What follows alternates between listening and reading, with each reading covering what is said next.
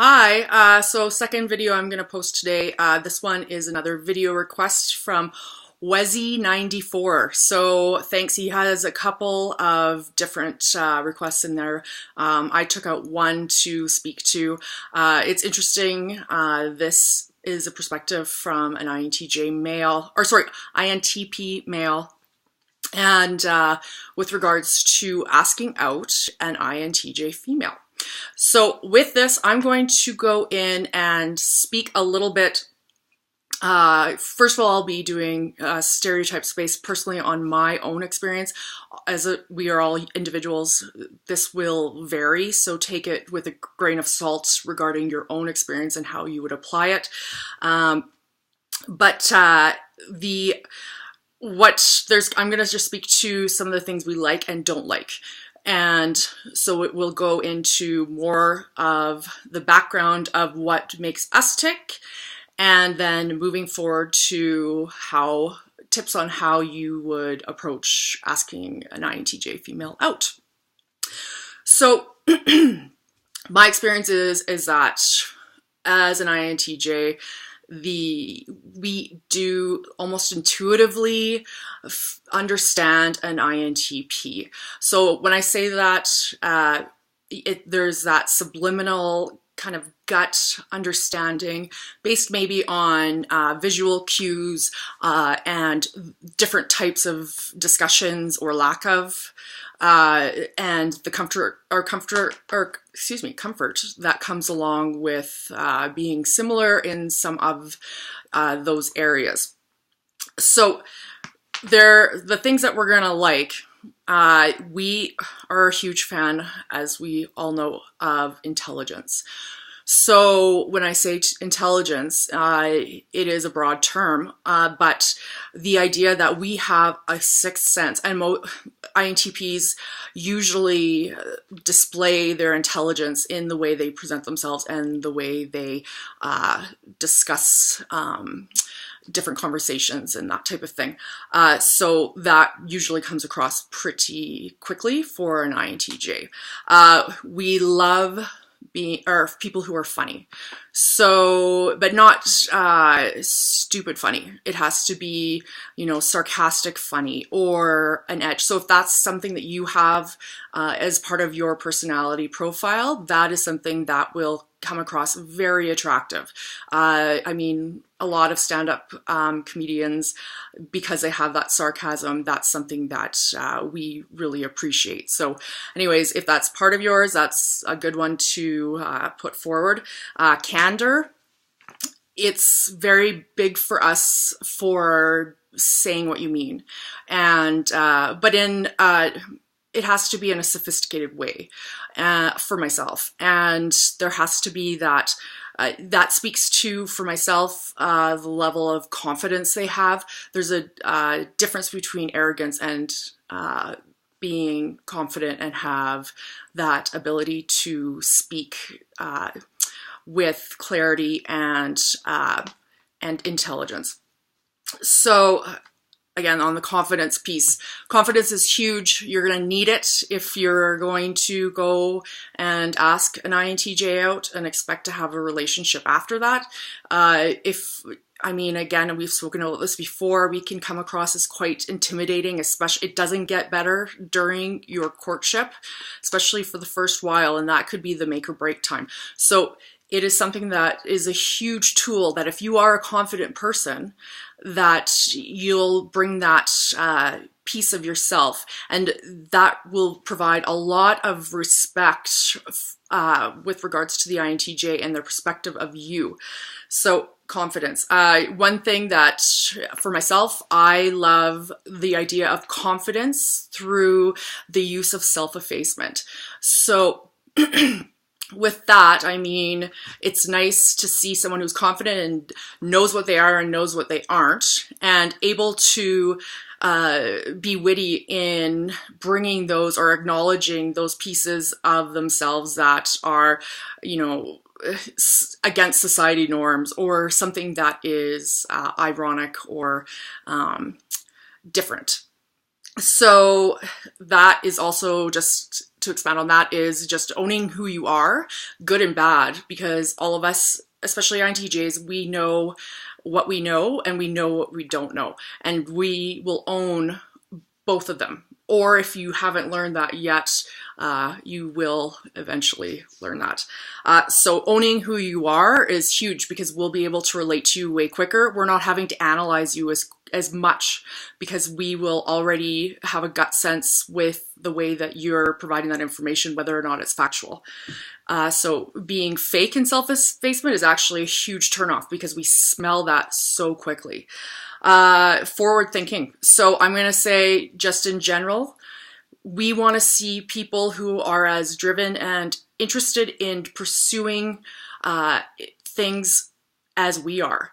So an INTP that is ridiculously intelligent but is playing video games 24/7 and wasting that time living in his mom's basement and doesn't do anything, well, you can talk all you want and have very interesting conversations, but when you're not actually applying that, that is where INTJs differ from a lot of people. So talk is cheap, and for us, we will find lack of motivation and lack of drive, just a complete opposite of us. So what we don't like, speaking to the fine line between confidence and arrogance. Arrogance, we absolutely despise.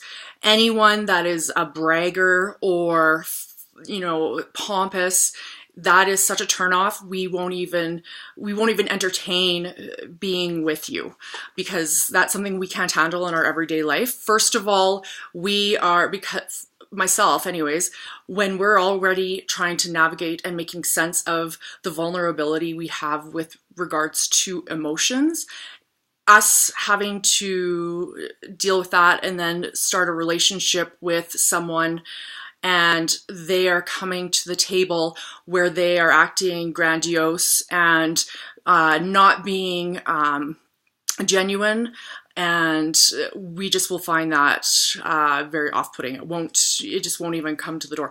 I feel for myself personally, INTPs, I've never found them to be overtly arrogant.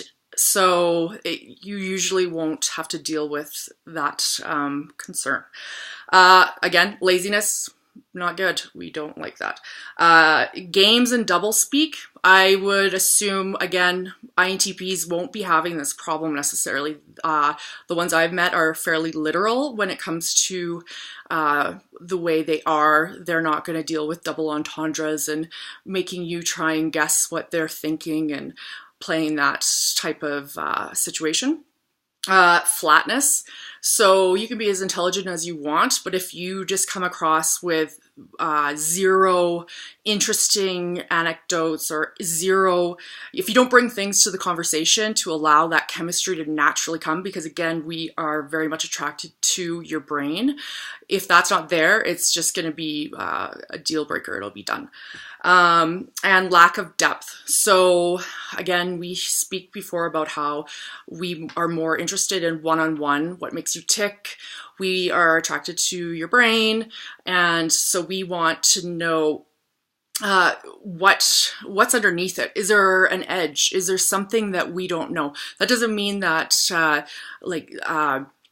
what's underneath would be something superficial.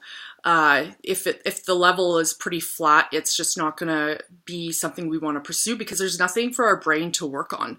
There's nothing to try and analyze and build a more complex profile of who you are.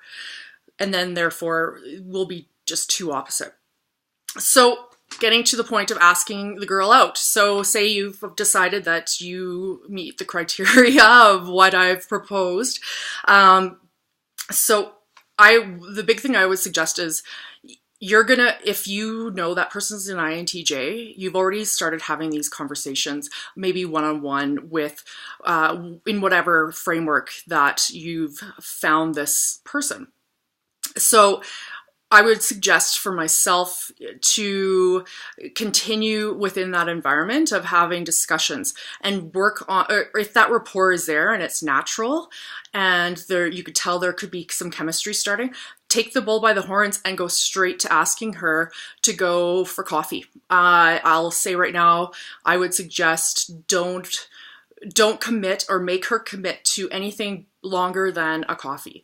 You might end up during that coffee ending up with an 8-hour date. But if you start off with saying, hey, I'd like to pick you up and then we're going to go for a nice dinner, that's too much. We don't want to commit to that long.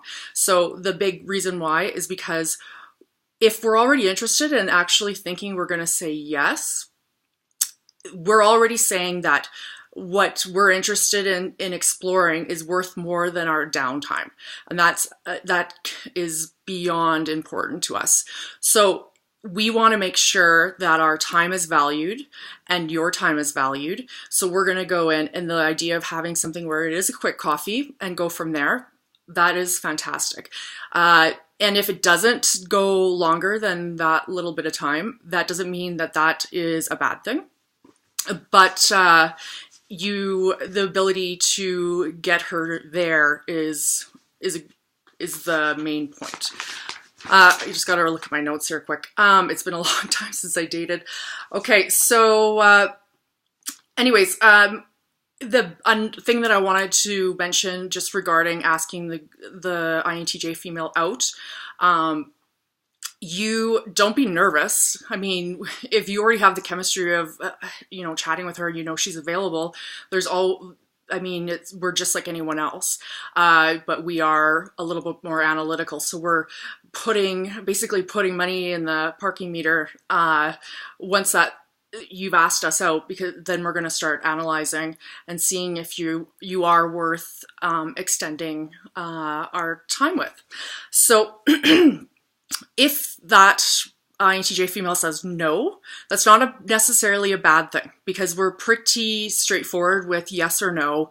If we don't have time, then we are just going to say no. So resilience is key. The follow-up date request would probably be best through text. It leaves it non-committal, and it leaves us in not an awkward situation if we really didn't want to date you. And so it leaves you with a little bit of buffer there too. If the INTJ female gets back to you and says yes, then that's great. Continue on. If the INTJ female takes maybe a day, or actually I wouldn't even say that, a couple hours to get back to you, it's probably because she's doing something else. But if she is interested in you, she's going to get back to you, and she'll be straightforward about it. However, if you're noticing that you feel like you're getting ghosted, that it's taking longer than a day, don't follow up. Don't worry about it. In the scope of things, it's not about you, it's not about her, it's just she is not either in a place or she's not interested. And that's not, there's someone, people are, you never know all the context behind it. So it's not about you and you're good. You're gonna find maybe another INTJ.